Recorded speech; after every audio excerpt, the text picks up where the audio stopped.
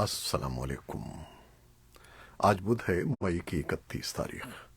پاکستان میں اس شام کے 7، بھارت میں 7:30، اور یہاں ہمارے اسٹوڈیوز کی گھڑیوں میں صبح کے 10 بج رہے ہیں۔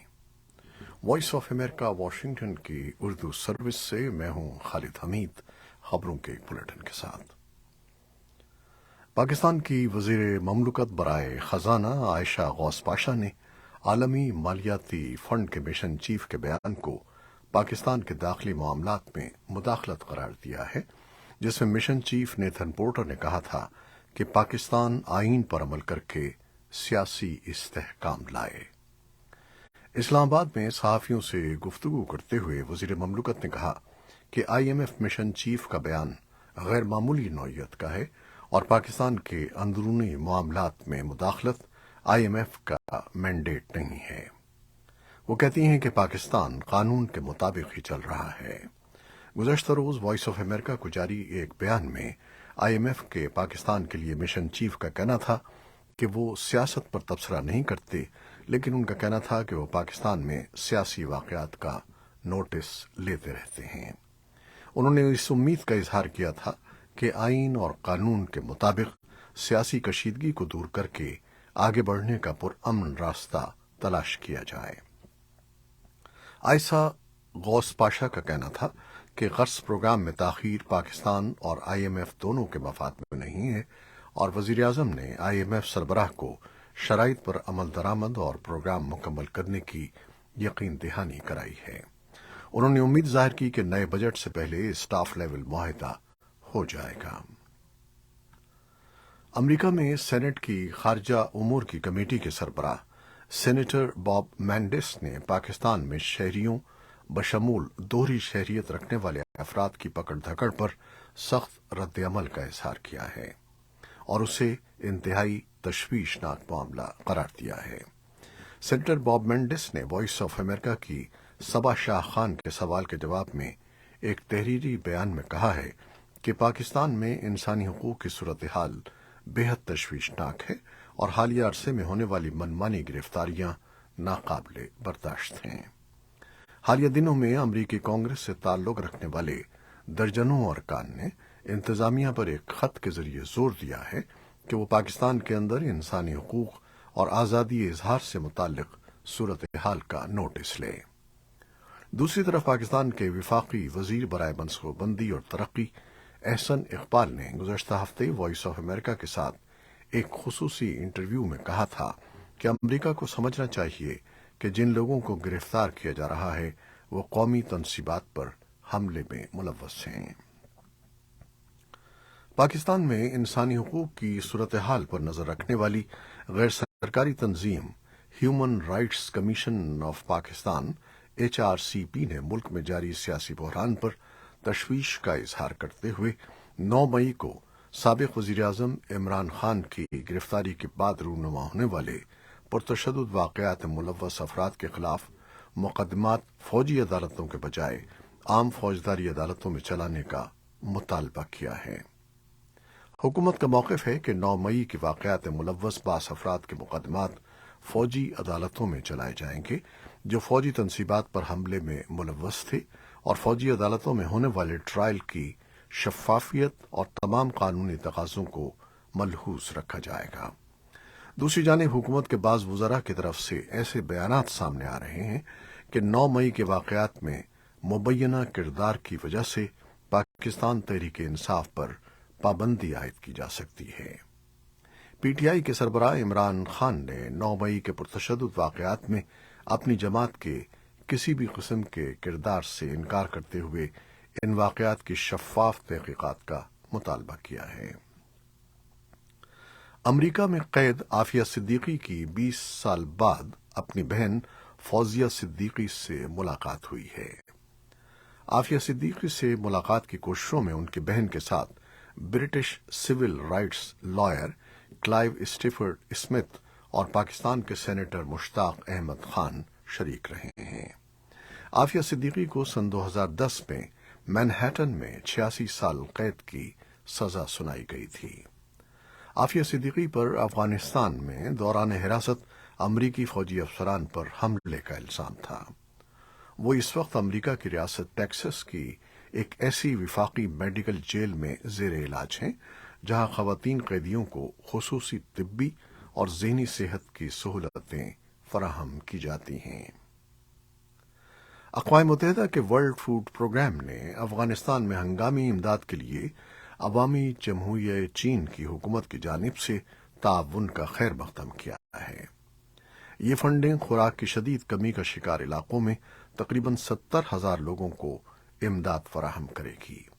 عالمی خوراک پروگرام کے افغانستان کے لیے نمائندے اور کنٹری ڈائریکٹر سیاو وی لی نے کہا کہ اس سال افغانستان میں WFP کو مالی امداد کے شدید بحران کا سامنا ہے اور چینی حکومت کی جانب سے یہ تعاون ایک ایسے وقت میں سامنے آیا ہے جب امداد جاری رکھنے کی سب سے زیادہ ضرورت ہے۔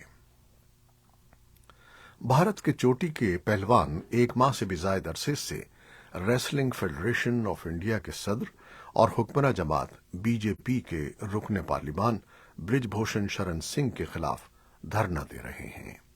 انہوں نے برج بھوشن پر جنسی استحصال کا الزام عائد کیا ہے اور ان کی گرفتاری کا مطالبہ کر رہے ہیں۔ انہوں نے برج بھوشن کی گرفتاری کے لیے حکومت کو 5 روز کا الٹیمیٹم دیا ہے۔ ادھر اتوار کو پہلوانوں کے خلاف پولیس کارروائی کی مذمت کا سلسلہ جاری رہا۔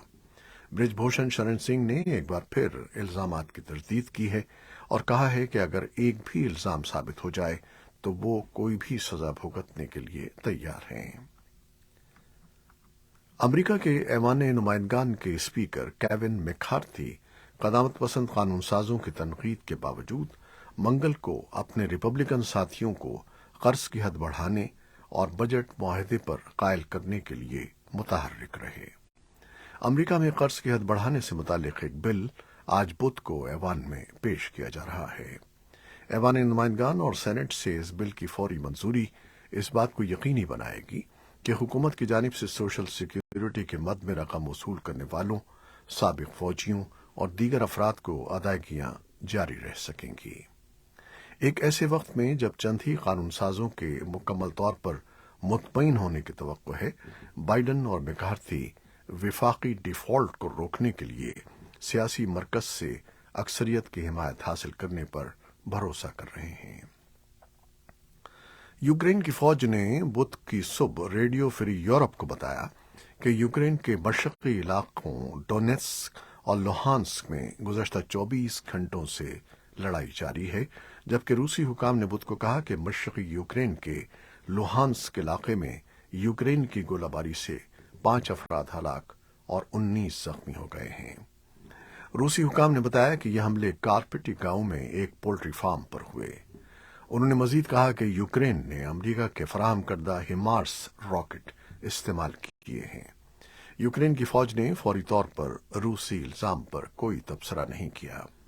روس لوہانس کے زیادہ تر حصے پر کنٹرول رکھتا ہے، جو ان علاقوں میں سے ایک ہے جس پر صدر ولادیمیر پوٹن نے گزشتہ سال الحاق کا دعویٰ کیا تھا، جبکہ عالمی برادری اس اقدام کو مسترد کرتی ہے۔ امریکی دفاعی حکام نے وائس آف امریکہ کو بتایا کہ امریکہ یوکرین کے لیے مزید $300 ملین کی نئی فوجی امداد کا ایک پیکج فراہم کرے گا، جس میں یوکرین کے پیٹریوٹ میزائل دفاعی نظام کے لیے جنگی ساز و سامان شامل ہونے کی امید ہے۔ عسکریت پسند group popular front for the liberation of فلسطین نے کہا ہے کہ اس کے 5 ارکان بدھ کو لبنان اور شام کی سرحد کے قریب ایک دھماکے میں ہلاک اور 10 دیگر زخمی ہو گئے۔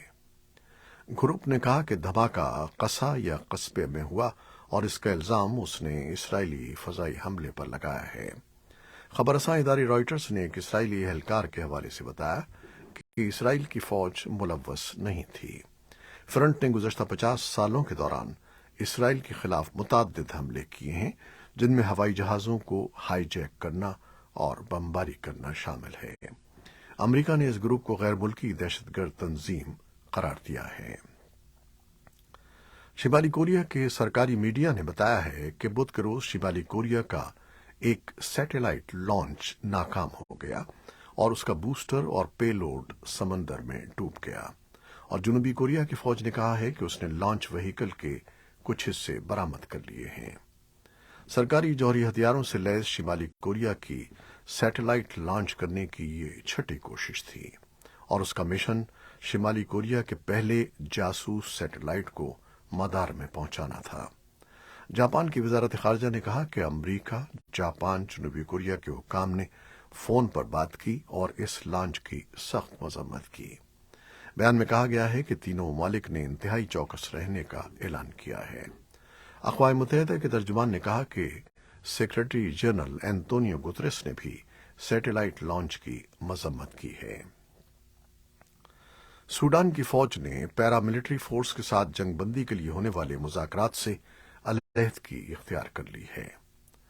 सऊदी अरब के शहर जिद्दा में जारी मुज़ाकरात के बारे में सूडानी हुक्काम का कहना है कि फौज ने मौक़िफ़ इख्तियार किया है कि उनके मद्दे मुकाबिल RSF ने कभी जंगबंदी पर संजीदगी से अमल नहीं किया और उसकी खिलाफ वर्जियां भी जारी रखी हैं। पीर को सऊदी और अमरीकी मुसालहतकारों ने फरीकैन पर जंगबंदी में तौसी के लिए जोर दिया था, जिस पर फौजी धड़ों ने लड़ाई रोकने पर आमादगी जाहिर की थी, लेकिन मंगल को खर्तूम और दारफोर में ताज़ा झड़पों का सिलसिला शुरू हो गया है। कोसोवो के वजीर आजम एल्बिन कुर्ती का कहना है कि वो सर्ब अक्सरियती शिमाली इलाकों में तैनात अल्बानवी मेयर्स को उनके ओहदों से हटाने का इरादा नहीं रखते, क्योंकि ऐसा करना एक मुतवाज़ी निज़ाम कायम करने के मुतरादिफ होगा। स्लोवेकिया में मगरबी बल्कान के हवाले से सिक्योरिटी कॉन्फ्रेंस में उन्होंने कहा कि बैनुल अक़वामी बिरादरी ने भी इन इंतखाबी नताइज को कबूल किया है, ताहम कानून के दायरे में रहते हुए क़ब्ल अस वक्त इंतखाबात खारिज अस इम्कान नहीं है। कोसोवो के शिमाली इलाकों में नेटो के इजाफी फौजी तैनात किए जा रहे हैं। ये थी वो खबरें जो फेसबुक लाइव पर हमने आपके लिए पेश की। हमारी वेबसाइट, यूट्यूब और पॉडकास्ट पर यह बुलेटिन आपके लिए पोस्ट कर दिया जाता है। आप हमारे बुलेटिन को शेयर करते हैं और अपने कमेंट्स में अपनी मोहब्बतों और दुआओं का इजहार करते हैं, जिसके लिए हम आपके फर्दन फर्दन मशकूर हैं।